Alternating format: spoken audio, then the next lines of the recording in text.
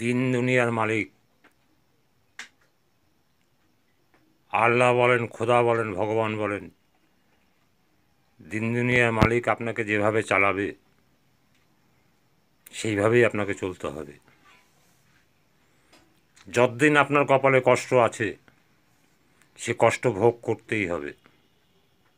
আবার যখন থেকে সুখ আছে সেই সুখও আপনাকে ভোগ করতেই হবে।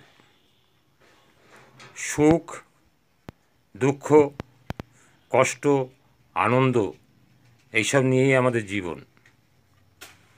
যদি কষ্টই না থাকে তার সুখের আনন্দ কোথা দিয়ে পাওয়া যাবে?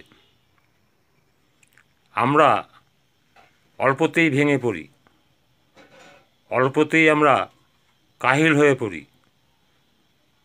আমরা বলি, হে ভগবান, তুমি আমার এই কষ্ট দেখতে পাচ্ছ না, হে আল্লাহ, হে রহমান, দেখতে পাচ্ছ না? সব দেখতে পাচ্ছি, আমরা বুঝতে পারছি না। তাই আমরা ধৈর্যহারা হয়ে ভুল পথে চলে যাই। ধৈর্যহারা হয়ে আমরা নানা রকমভাবে অনুশোচনা করি। কিন্তু একবার ভেবে দেখুন, যা কিছু সবই তো তার সৃষ্টি, তার দেয়া।